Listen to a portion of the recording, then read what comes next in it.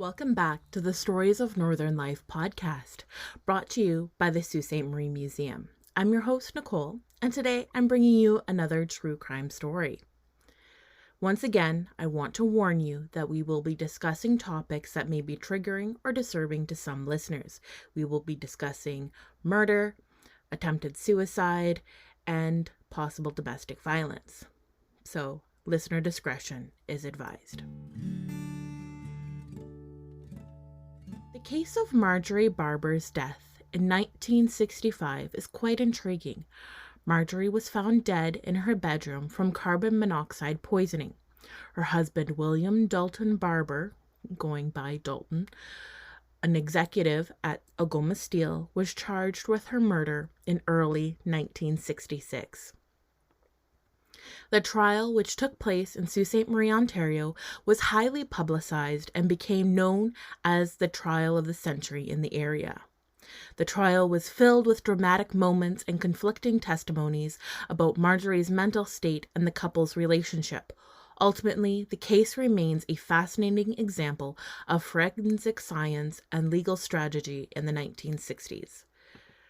There was so much information on the case, over 50 articles that I could find just in the Sault Star about this case and everything that was going on. But I have tried to condense everything down into a more manageable story today. So, to set the scene, on Friday, December 3rd, 1965, Mrs. Marjorie Barber, a well-known community figure, was found dead at her home at 68 Barber Boulevard. Marjorie, the beloved wife of Dalton Barber, was discovered in her bedroom early that morning. Both she and her husband were rushed to the General Hospital, where Marjorie was pronounced dead on arrival. A post-mortem later that day revealed that she had died of carbon monoxide poisoning. The deadly fumes had apparently entered the Barber home from a vehicle left running in the garage. When the police arrived, the vehicle was no longer running, but the motor was still hot. The family doctor, Dr. William Hutchinson, was the first to arrive at the scene. He found Mr. Barber laying on his back across the foot of the bed and Mrs. Barber in bed. Mr. Barber was breathing regularly, but Mrs. Barber had no pulse or heartbeat. Dr. Hutchinson noticed soot around the inside of her nose, a mucus stain on her pillow, and blackish smudge on the back of Mr. Barber's hand.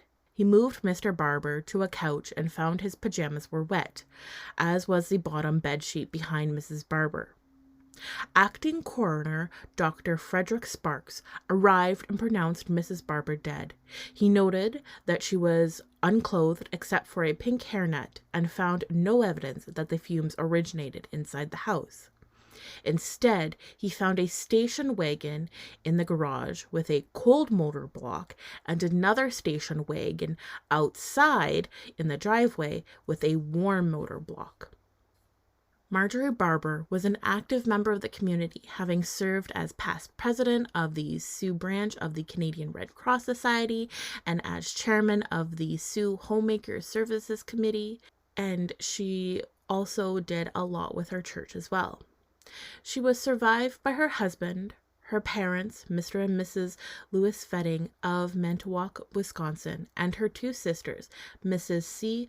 Schulbert Lucille of the Sioux, and Mrs. F.T. Tendick Winifred of Milwaukee.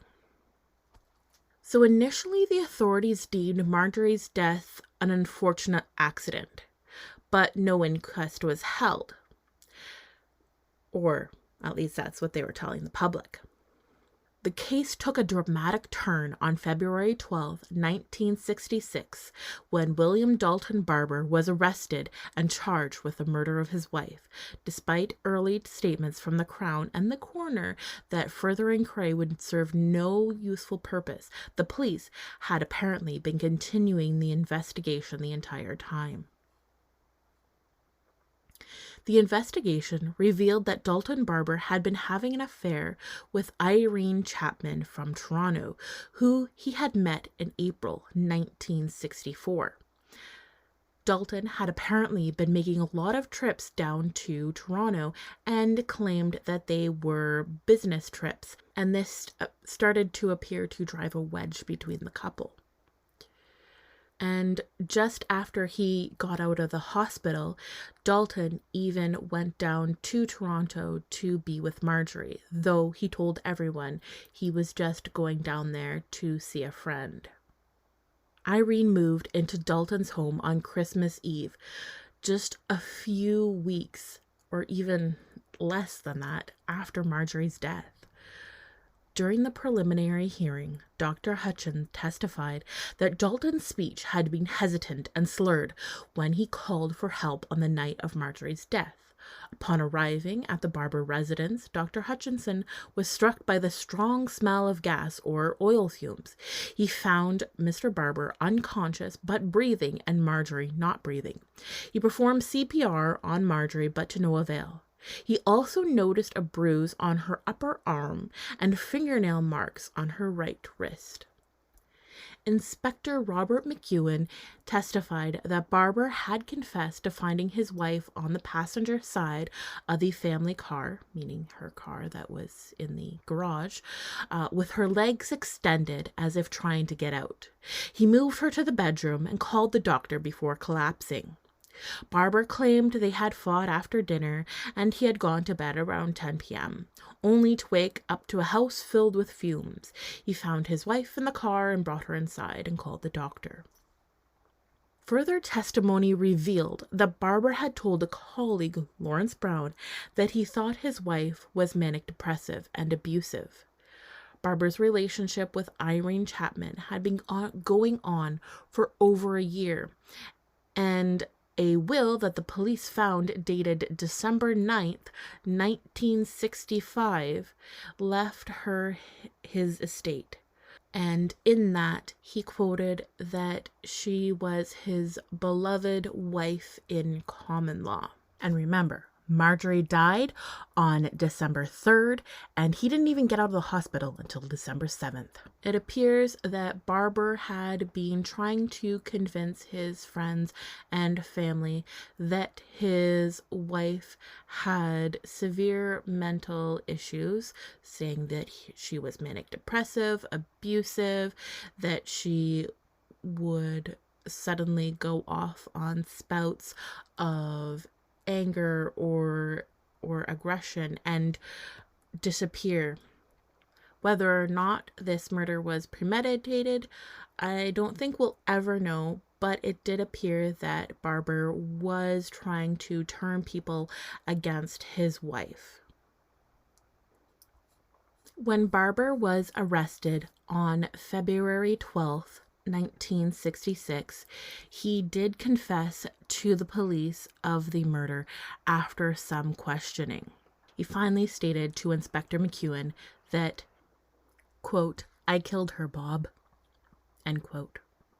The statement he gave to police eventually was that he was drinking at the Algal Club with his friends from work, and he left shortly before 6 p.m. On the way home, he saw his wife's car ahead of him.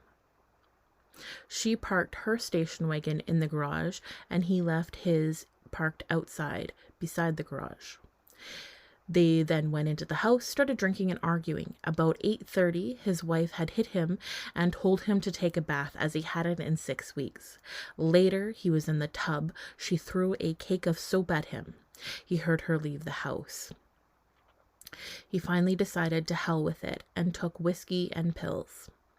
Sometime later, he heard the car door slam and he went outside. His wife had used his station wagon and she had fallen down.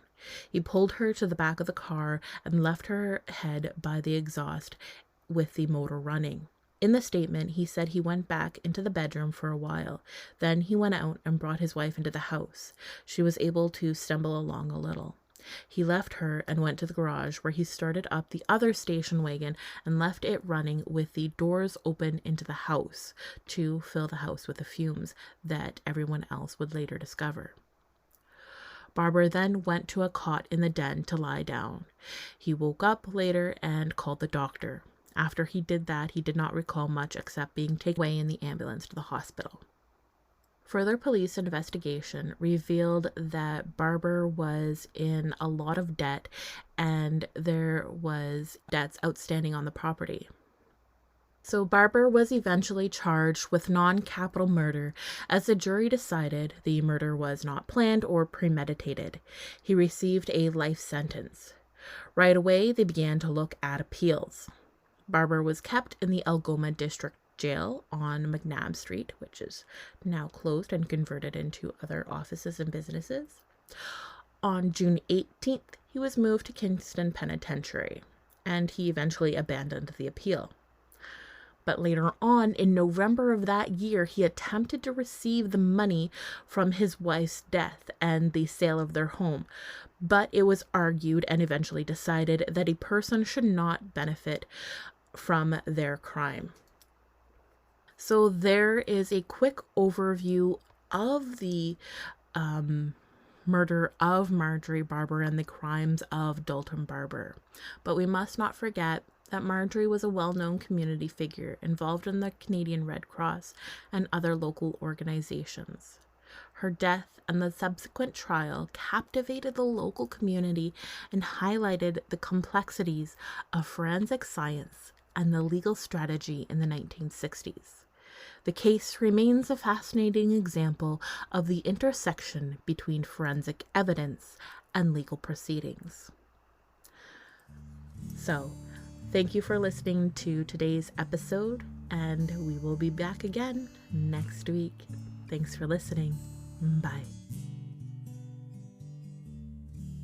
If you enjoyed this episode, you might like our blog too. Head over to our website, SaultMuseum, that's SAULT museum.ca, and look under Discover. You will find our blog, Museum Musings. We share short synopsis of influential people, historic places, and impactful events in our history. Pictures are always included, and you will be sure to learn a little something new with each post.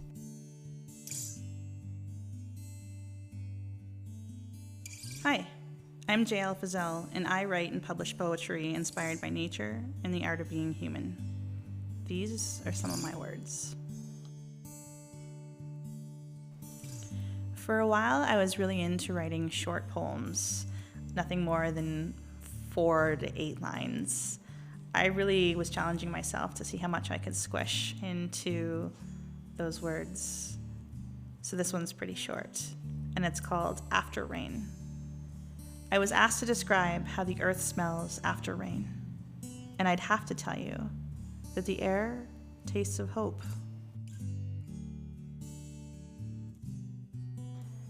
I hope that this poem took you somewhere inside yourself that you needed to go.